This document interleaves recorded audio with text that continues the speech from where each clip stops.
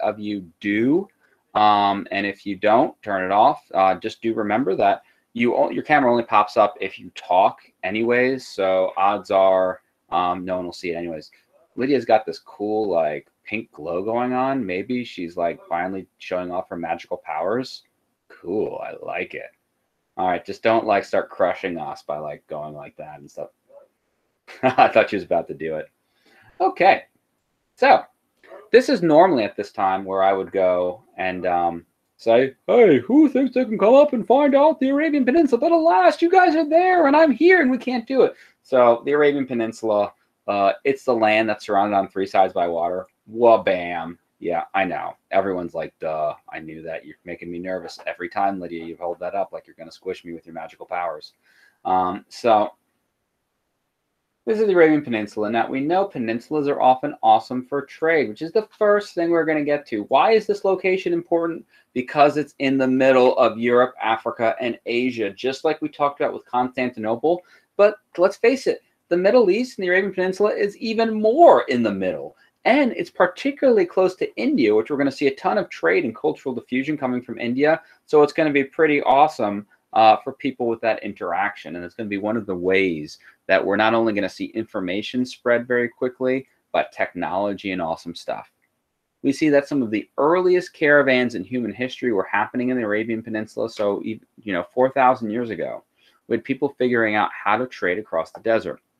Now, some of you did not have me last year, or some of you don't remember. A caravan, of course, is a group of merchants traveling together for mutual protection.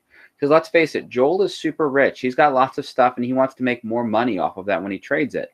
But if he's by himself, Eli and Nalea might see all of his stuff and say, well, we're just going to kill him and steal his stuff.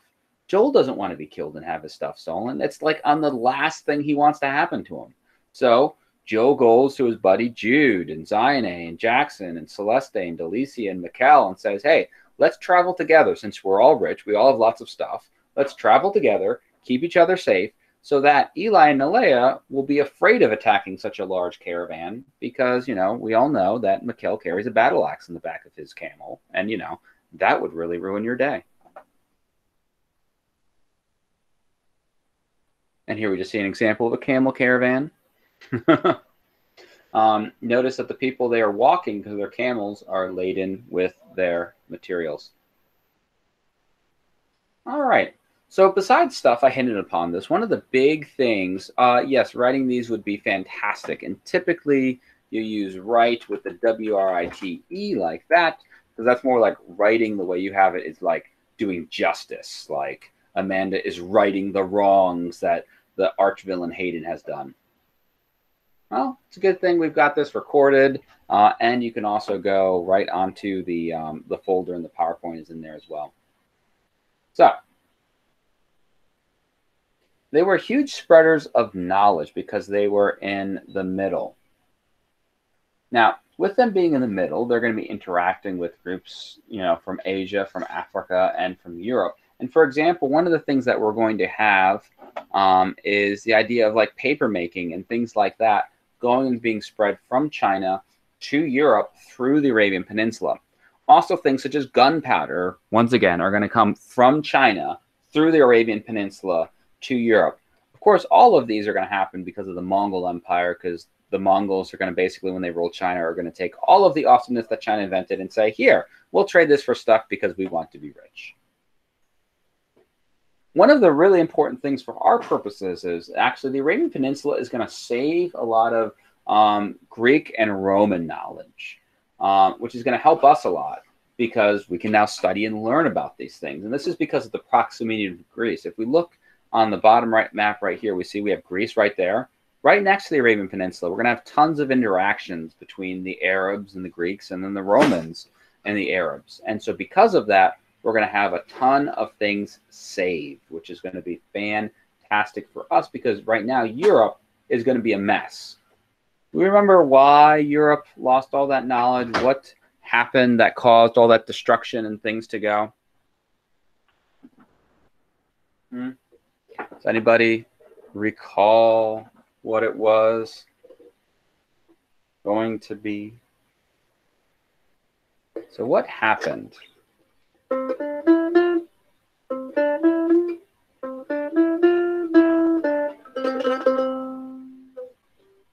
why did Europe lose so much information? What happened? Maybe in 476.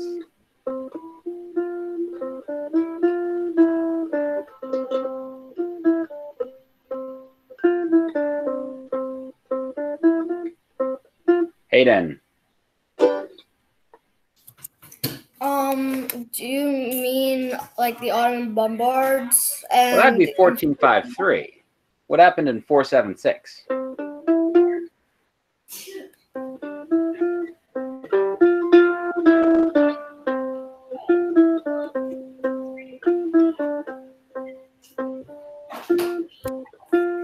What happened in 476? Joel.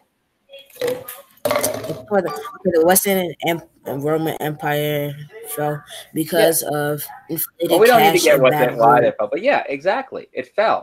The Western Roman Empire was destroyed because remember the barbarians came in like Eli, and Eli trashed the place. He burned things down, broke it up, and then when the Vikings came, they trashed the place, destroying things, looking for treasure and all that kind of stuff. So information is lost. You have the Dark Ages of Europe. And because of the awesome location of the Arabian Peninsula, folks like Muhammad, their message is going to spread very easily because of this. So the Arabian Peninsula, fantastic for spreading of information and lots of trade. So low on time. This class is always so short because everyone's always late after lunch. I understand. So the desert. Most of the Arabian Peninsula is desert, at least 3/4, and it's growing every day. It is so hot. It is over 120 degrees regularly. That is really, really, really hot. That's like, oh, you want to go fry some eggs? Amanda cracks an egg on her car and leaves it in the sun, and then she has some sunny side up eggs right there because of the sun, because it's so hot. But here's the problem. Amanda's like, okay, well, I'll wear some t-shirts and some shorts and stuff like that. Well, guess what? In the winter, or not in the winter time, when the sun goes down, it drops below freezing. So during the day, you have 120 degrees heat. Winter, or I keep saying winter, nighttime, you have below 32. It's crazy. It's almost always a drought. Well, because it is a desert. But these droughts, they could last for years. And even when they do have rain, it only goes in maybe 3 to 4 inches a year. A year, folks. We sometimes get 3 to 4 inches of rain in a storm. Yeah. And we'll get there, Eli. I promise, bro. Because you are absolutely correct. It is really cool that thunderstorms do happen in the desert. So like, Roger is like, whoa, it looks like it's going to rain. It's going to be a big storm. So Roger is checking it out. He sees the lightning, the dark clouds and all that. But the rain often evaporates before it even hits the ground. Yeah. Before it even hits the ground, the rain will evaporate, which is crazy. But it does snow in the desert, actually, which is really cool. This happens every now and then. But so, for example, here is snow in the Sahara Desert. Isn't that wild? Isn't that so cool? It melts, relatively fast, but third time in 3 years. Wow, crazy weather.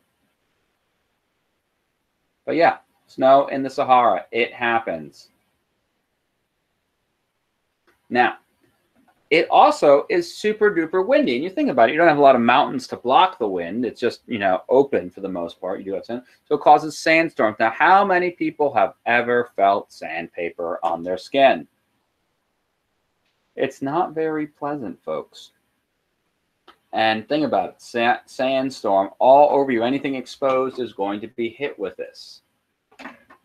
Because there's no water, because there's very little shade, not many plants or animals are going to live there. So people need to adapt to survive. What does the word mean, adapt, mean? What does it mean to adapt? All right, Mr. Hart. To change so that you're able to survive in a different environment.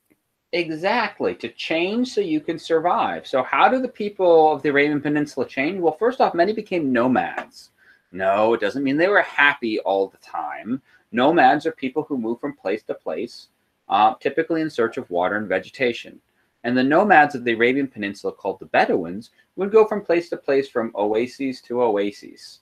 And they would have sheep, they'd have goats, camels, all sorts of animals, so that they could live off of the animals while traveling around. And you might think, well, why, Mr. Kenny, are these Bedouins going and living in the Arabian Peninsula when they can go live somewhere nice? Well, they're controlling all of the trade, making lots and lots of money.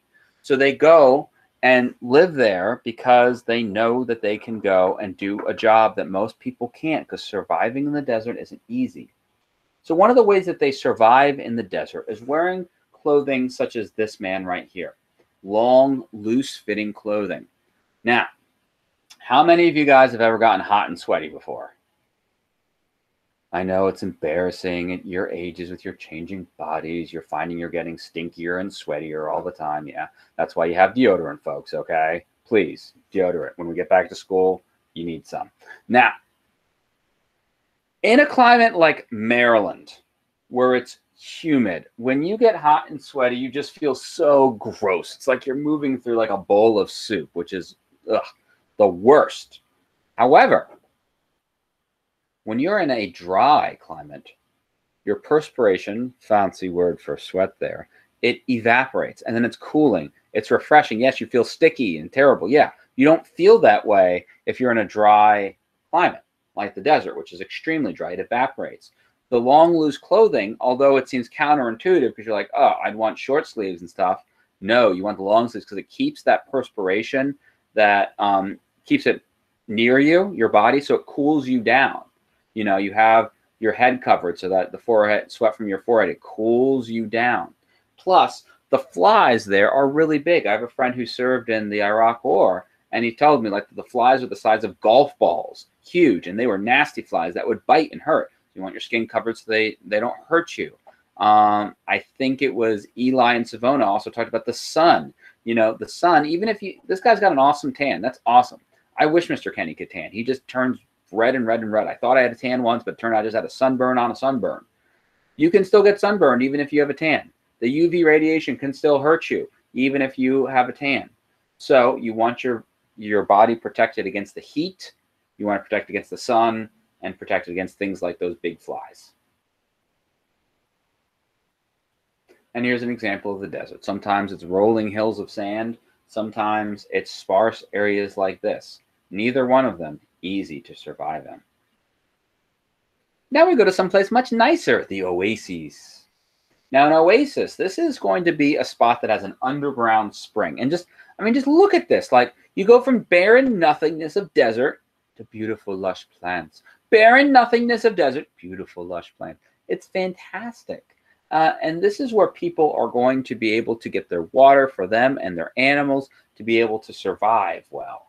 And it's going to give you shade. It's going to be awesome. Just think about it, you know, how hot you are if you're just in the sun. You get a little shade, you feel much better. But here's the thing. You know, Hayden goes, why am I walking around all the time? My feet are tired. Why don't I just stay next to this oasis? So many people like Hayden say, you know what? I am going to build a home near an oasis and live a sedentary lifestyle, meaning I'm not going to travel all around in search of food. They create a permanent settlement. They grow farms. They eventually wind up building cities. And the great thing about this is now you can tax the people trying to use your oasis and make lots of money. Oh boy. Now the most popular crops for the oases are going to be things like dates, peaches, and grains. No iris, dates, not what you do on a Saturday night. Dates, the food, the fruit. They're very delicious. They look like giant raisins, but they taste much better than a raisin. And you can do awesome things like stuff them with cream cheese and wrap them with bacon, and then it's just delightful. Trust me. Well, that's because, Roger, you're a young man. You haven't realized how nice it is to have the company of a beautiful lady. Don't worry when you're a little bit older. So dates are going to be super important, not only because Mr. Kenny can make jokes about it for the class, but really the dates grow on a tree. And you're like, okay, Mr. Kenny, lots of things go on trees, duh. But not many trees grow in the Arabian Peninsula. And so with the Arabian Peninsula having something that has a tree, You have the wood, so you can make your home. You can have the leaves turned into thatch roof house roofs for it. You can go turn the leaves into fibers for rope. This is very important. So you get food, you get shelter, all of these things. So important that dates are in fact called the mother and aunt of the Arabs. And here's an example of an oasis. Once again, barren nothingness, except for this random plant. Like, what's going on there? And then beautiful, beautiful. Barren nothingness. Beautiful. All right, my children, we have one more slide to do, which we're going to pick up tomorrow. There are no cheetahs in a desert broski. Anyways, so for today, your assignment, which I have it minimized, where are you, is going to be to go into your Thursday 10-1 folder. You are going to see your Chapter 14 vocabulary, which is not due October 29th. Let me change that. It's actually due October 1st at 11:59. Sorry for my error there. So make sure you go on your Chapter 14 vocabulary. Make sure you define those words. And I hope you have a wonderful rest of your day. So, au revoir, arrivederci, adios. Have a great rest of your day.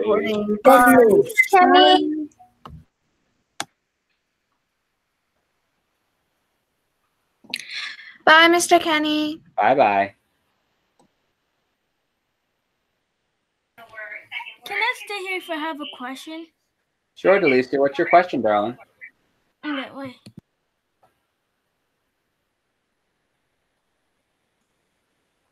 Jude, do you have a question, sir? Or are you just AFK?